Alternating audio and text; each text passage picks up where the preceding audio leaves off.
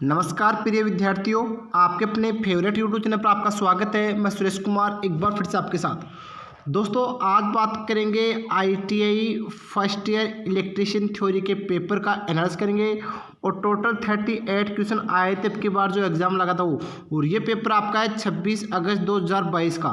तो जिन बच्चों का भी एग्जाम है फर्स्ट ईयर का, वो इस पेपर का एनालिसिस जरूर कीजिए, क्योंकि काफ़ी क्वेश्चन है जो वापस से बार बार रिपीट होंगे, क्योंकि आप सभी को पता है पूरे question Nemi important question answer series से आ रहे हैं। तो आप मिलान कीजिए कि इस प्रकार आपके एग्जाम में वापस से क्वेश्चन पूछ जाएंगे अगर आप इस पेपर का एनालिसिस करके जाओगे, क्योंकि आपके एग्जाम 10 दिसंबर से स्टार्ट हो चुके हैं। काफ़ी बच्चों की एग्जाम कल भी थी और आज भी है। तो अभी अगर आपका एग्जाम है तो ये पेपर आपके मैं बता देता हूँ किन किन बच्चों के लिए। ये पहला तो आपका फर्स्ट ईयर वाले बच्चों के लिए, दूसरा सेमेस्टर वाले प्रणाली के बच्चों का एग्जाम चल रहा है, तो ये आपका फर्स्ट सेमेस्टर और सेकंड सेमेस्टर वाले बच्चों के क्वेश्चन भी इसी में से आएंगे। ध्यान रखना, क्योंकि सभी को पता है पहले सेमेस्टर प्रणाली में ऑफलाइन एग्जाम थी, अभी ऑनलाइन हो चुकी है। तो ये सेमेस्टर वाली प्रणाली वाले बच्चों के लिए भी यही पूरा का पूरा ये आएगा।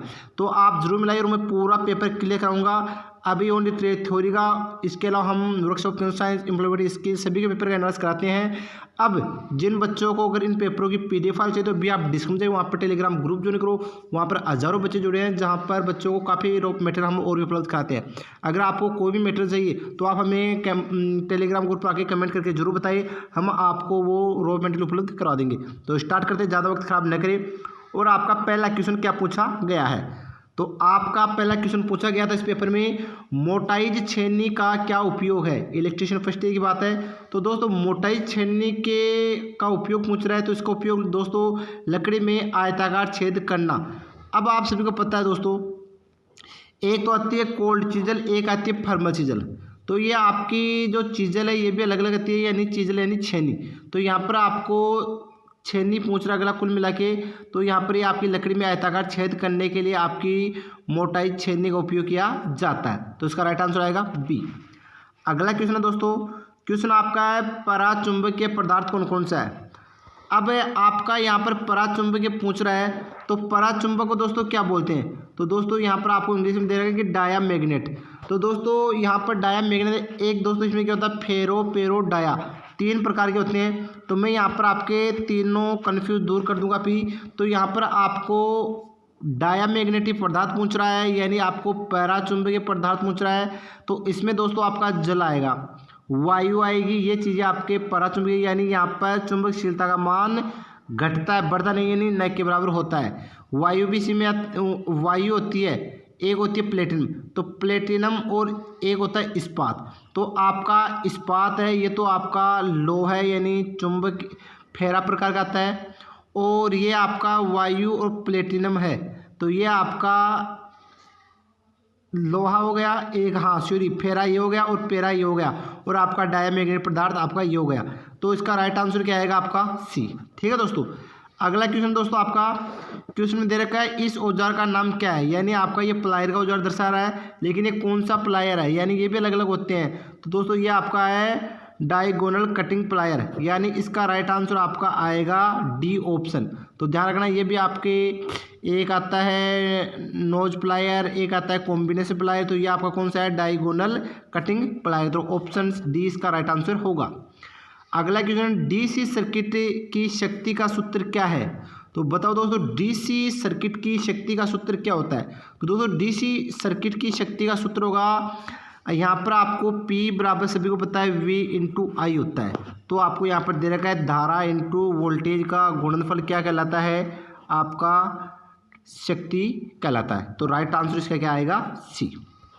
अगला क्वेश्चन है दोस्तों, एक एकीकृत उपकरण कौन सा है, यानी दोस्तों यहाँ पर अनेक उपकरण दे रखे हैं, इनमें से आपको पूछ रहा है एकीकृत ऊर्जा मीटर। ठीक है, तो यहाँ पर एकीकृत उपकरण पूछ रहा है, तो यह आएगा दोस्तों आपका ऊर्जा मीटर। यानी कुल मिला के दोस्तों आपका यहाँ पर पूछ रहा है इंटीग्रेटिंग, यानी इंग्लिश को समझो कि यहाँ पर इंटीग्रेटिंग इंस्ट्रूमेंट पूछ रहा है। अब ये आपके अलग अलग आते हैं, सभी को पता है, एक तो इंडिकेटिंग आता है, एक इंटीग्रेटिंग आता है। तो ये इंडिकेटिंग पूछा, अगर आपको पूछे कि इंडिकेटिंग हो जाए तो दोस्तों वो आपका ऊर्जा मीटर यानी एनर्जी मीटर होता है। आपका स्पर्श रेखा गैल्वेनोमीटर अलग होता है, वोल्टमीटर डीसी वोल्टमीटर ये आपके अलग होते हैं। यानी जो एसी वोल्टेज में वो एसी वोल्टमीटर हो गया, डीसी में वो डीसी हो गया, स्पर्श रेखा गैल्वेनोमीटर आपका अलग होता है। तो इसका राइट आंसर क्या आएगा? डी। क्वेश्चन अगला है, शॉर्ट सर्किट टेस्ट द्वारा ट्रांसफार्मर के किस हानि का निर्धारण किया जाता है? दोस्तों यहाँ पर आपको क्या पूछ रहा है? Short circuit. शॉर्ट सर्किट का मतलब होता है दोस्तों, यानी वहाँ पर शॉर्ट करके फिर क्या जाता है। तो शॉर्ट सर्किट में दोस्तों ध्यान रखना, हम ताम्र हानि ज्ञात करते हैं। अगर आपको पूछे कि ओपन सर्किट, तो ओपन सर्किट द्वारा कौन सी हानि ज्ञात करते हैं? तो दोस्तों उसके लिए हम लोहे क्षति ज्ञात करते हैं। अगर आपको यहाँ पर शॉर्ट सर्किट की जगह आ जाती कि ओपन सर्किट टेस्ट द्वारा ट्रांसफार्मर की हानि का निर्धारण कैसे किया जाता है, तो दोस्तों वो आपकी होती है लोहे हानि यानी आयरन लॉस। अब आयरन लॉस के दो प्रकार होते हैं, उसमें होती है एक बवंडर हानि, एक होती है स्ट्रेसी हानि। तो यहाँ पर इसके दो प्रकार दिए हैं, वायु होगी नहीं, तो इसका राइट आंसर आएगा आपका डी, यानी शॉर्ट सर्किट टेस्ट द्वारा ट्रांसफार्मर में हम ओनली ताम्र क्षति ज्ञात कर सकते हैं, और ओपन सर्किट टेस्ट द्वारा हम ट्रांसफार्मर में हम लोहा हानि ज्ञात कर सकते हैं। तो इसका राइट आंसर आएगा डी। अगला क्वेश्चन है दोस्तों, क्वेश्चन आपका है, मौजूदा अर्थ संयोजनों में अर्थ प्रतिरोध मूल्य को कम करने का कौन सा तरीका है? तो बताओ दोस्तों कौन सा तरीका आएगा? यहाँ पर क्वेश्चन को समझो, मौजूदा अर्थ संयोजन में अर्थ प्रतिरोध मूल्य को कम करने का कौन सा तरीका है? यानी कुल मिला के अगला पूछ रहा है कि अर्थ में जो प्रतिरोध होता है उसको कम करने का तरीका कौन सा है? तो दोस्तों इसका राइट आंसर होगा अर्थ पीटा हमेशा गीली स्थिति में रखना चाहिए। यानी आप जहाँ भी अर्थ कर रहे हो वहाँ पर गीला होना चाहिए, यानी वहाँ पर आपको समय समय पर गीला यानी पानी देना चाहिए, या वहाँ पर नमक और चारकोल रखते हैं हम, तो वो क्या करते हैं, वो नमी बनाए रखते हैं। तो इसका राइट आंसर आएगा दोस्तों आपका ए। ठीक है, क्वेश्चन नंबर 8 है दोस्तों। क्वेश्चन क्या है? क्वेश्चन देखिए, अंडरग्राउंड यानी यूजी यानी अंडरग्राउंड केबल में किस भाग को अक्ष के रूप में चिन्हित किया गया है? यानी कुल मिला के इस क्वेश्चन में आपको जो ये भाग पूछ रहा है, तो इस भाग का नाम पूछ रहा है। तो बताओ दोस्तों इस भाग का क्या नाम है? तो दोस्तों इस भाग को हम बोलते हैं बेंडिंग। क्या बोलते हैं? बेंडिंग। अगला क्वेश्चन है दोस्तों, क्वेश्चन क्या आपका? क्वेश्चन है, इस औजार का नाम क्या है? अब दोस्तों ये भी आपके दो प्रकार है, एक तो होता है आपका इनसाइड कैलिपर, एक होता है आपका आउटसाइड कैलिपर। तो दोस्तों ये है आपका आंतरिक कैलिपर यानी इनसाइड कैलिपर। तो ये क्या करता है? इनसाइड कैलिपर यानी आपका जो अंदर कोई बेरिंग होता है उसको होता है, तो उसमें निकालने के लिए काम आता है। एक आउटसाइड, तो इनसाइड में तो आपका इस प्रकार आता है, और आउटसाइड पूछे तो इसके मुंह अंदर की तरफ आते, ध्यान रखना इस प्रकार। ठीक है, तो ये अंतर है, तो ये आपका आंतरिक कैलिपर है। अगला क्वेश्चन है, और क्वेश्चन क्या है? उपकरणों के लिए एसी आपूर्ति प्रणाली में उदासीन पथ का क्या कार्य है? उदासीन यानी कुल मिला के आपका न्यूट्रल, तो वो क्या कार्य करता है? तो दोस्तों वो करता है आपका धारा वापसी पथ प्रदान करता है।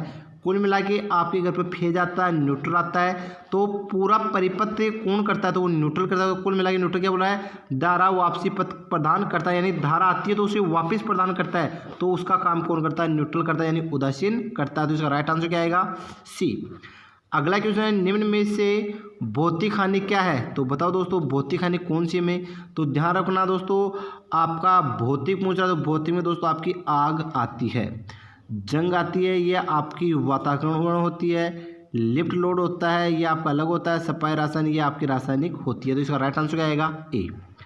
अगला क्वेश्चन है, HPSV लैंप में कौन सा उपकरण इग्निशन वोल्टेज प्रदान करता है? अब दोस्तों सबसे पहले बताओ, high pressure silver volt lamp, यानी कुल मिला के यहाँ पर आपको ये क्लियर होना चाहिए कि ये कौन सा लैंप है। तो दोस्तों इसका राइट आंसर आएगा आपका रिसाव ट्रांसफॉर्मर। तो इसका राइट आंसर आएगा रिसाव ट्रांसफॉर्मर। कुल मिला के आपके HPSV लैंप में ये आपका वोल्टेज प्रदान करने वाला होता है। अगला क्वेश्चन है दोस्तों आपका, ओवरहेड लाइन में कंडक्टर की लंबाई बढ़ाने के लिए किसका उपयोग किया जाता है? तो बताओ दोस्तों, काफ़ी अच्छा क्वेश्चन है, काफ़ी बार बार एग्जाम पूछा गया है कि ओवरहेड लाइन में कंडक्टर की लंबाई बढ़ाने के लिए हम वेस्टर्न यूनियन जोड़ का प्रयोग करते हैं, यानी आपका इसका राइट आंसर आएगा डी, इसका राइट आंसर आएगा। ठीक है, अगला क्वेश्चन है दोस्तों, क्वेश्चन आपका, टेनन आरी के ब्लंट दांतों को तेज करने के लिए किस फाइल का उपयोग किया जाता है? तो इसके दांतों को तेज करने के लिए हम त्रिभुजाकार रेती का प्रयोग करेंगे, यानी ऑप्शन बी इसका राइट आंसर आएगा। क्वेश्चन अगला है, इस हथौड़े का नाम क्या है? काफ़ी बच्चों ने ये देखा होगा लेप में। तो दोस्तों ये आपका है क्लो हथौड़ा, यानी राइट आंसर क्या आएगा? ए। क्वेश्चन नंबर 16 है दोस्तों, यूजी केबल में फेज कंडक्टर की तुलना में न्यूट्रल कंडक्टर का आकार क्या होता है? ठीक है, तो आपका यूजी यानी अंडरग्राउंड केबल होती है, इसमें फेज कंडक्टर की तुलना में न्यूट्रल कंडक्टर का आकार क्या होता है? तो फेज चालक से आधा होता है, यानी अगर ये आपका 2 mm का वायर है फेज का, तो न्यूट्रल का 1 mm का वायर काम में ले सकते हैं आसानी से। तो राइट आंसर क्या आएगा? ए। अगला क्वेश्चन है दोस्तों, समांतर परिपथ में R2 का मान ज्ञात कीजिए। तो दोस्तों यहाँ पर आपको R2 का मान पूछ रहा है, तो R2 का मान ज्ञात करने के लिए क्या करेंगे? सभी को पता है दोस्तों, यहाँ पर आपको 1/R1 plus 1/R2 plus 1/R3, तो कुल मिला के दोस्तों इसे हल करने के लिए आपको R2 का प्रतिरोध ज्ञात करना है। तो सभी को पता है कि 1/8, फिर आपका यह आ गया 1/3, और आगे आप R2 का मान यहाँ लिख दो। ठीक है, तो इसको हल करेंगे, तो ध्यान रखना दोस्तों 12 लघुत्तम लेंगे, 12 में ज़्यादा नहीं, तो यहाँ पर क्या लेंगे हम? 24 लेंगे, सॉरी। तो 8 3 24 प्लस 3 है 24, कितना हो गया? 11। 24 में 11 का भाग देंगे तो क्या आएगा दोस्तों? 11 दूना 22, बच के 2, 11 एकम 11, यानी कुल मिला के दोस्तों यहाँ पर इसको हल करेंगे तो आपका राइट आंसर आएगा 6 ओम। कुल मिला के दोस्तों 6 ओम आ रहा है।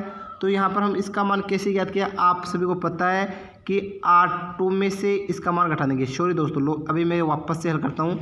1/8 माइनस 1/3, और लघुत्तम लिया तो हमने 24 लिया, 8 3 24 हो गई, और यहाँ पर आ गए आपके 3 × 24, यानी 5 बच गए, 5/24 आ गए। ठीक है दोस्तों, तो 5 चौके 20 और बच गए वो 5 × 40, 4.8 हो गए।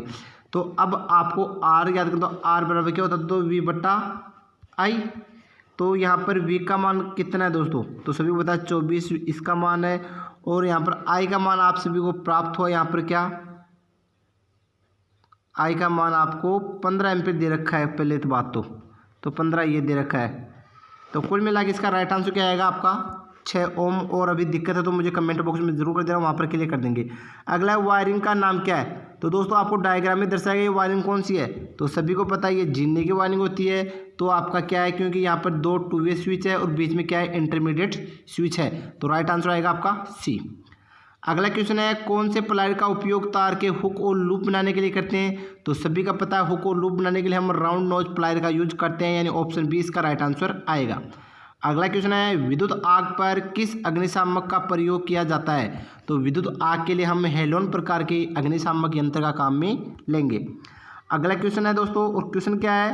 क्वेश्चन है, क्रिपिंग से क्या फ़ायदा है? तो क्रिपिंग से फ़ायदा है डिले कनेक्शन को टालना, यानी कसना। ठीक है दोस्तों, तो राइट आंसर बी। अगला क्वेश्चन है दोस्तों, विद्युत सामग्री का नाम क्या है? तो आपको तो दर्शाया गया, तो बताओ दोस्तों ये क्या है? सभी को पता है ये आपके एडिशन स्क्रू प्रकार के होल्डर है, यानी ऑप्शन नंबर डी इसका राइट आंसर आएगा। ओम के नियम से संबंधित विद्युत राशियाँ कौन सी है? तो सभी को पता है ओम से संबंधित विद्युत राशि होती है धारा, वोल्टेज और प्रतिरोध, यानी ऑप्शन बी इसका राइट आंसर आएगा। क्वेश्चन अगला है, चालकता की इकाई क्या होती है? सभी को पता है चालकता की इकाई मोह होती है, प्रतिरोध की ओम होती है, और प्रतिरोधकता की होती है ओम मीटर। ठीक है, तो ओम मीटर होगी, यानी ये नहीं होगा, आपका बी होगा। तो इसका राइट आंसर क्या आएगा? मोह है, यानी साइमन भी होता है। अगला क्वेश्चन है, गीले चक्की में किस प्रकार की मोटर का उपयोग किया जाता है? तो सभी को पता है आपके जो चक्की होती है उसमें हम कैपेसिटर इंडक्शन मोटर काम में लेते हैं, यानी ए ऑप्शन इसका राइट आंसर आएगा। क्वेश्चन अगला है, अक्ष से इंगित रेती के भाग का नाम बताओ। तो बताओ दोस्तों इस भाग का क्या नाम है? तो इस भाग को दोस्तों हम बोलते हैं हिल। क्या बोलेंगे? हिल।